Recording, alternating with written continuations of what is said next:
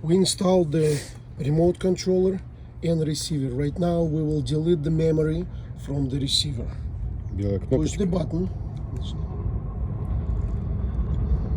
and wait for a little bit.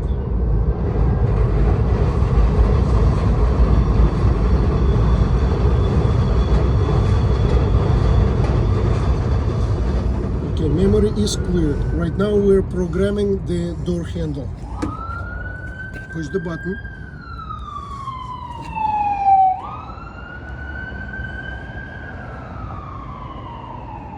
Надо показать, что здесь 4 раза она моргать должна. Моргнула. It will blink 4 times. Then we program the key remote. It blinked also 4 times. And the next thing,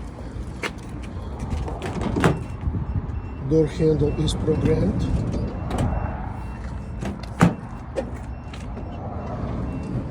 And the key that we programmed also worked.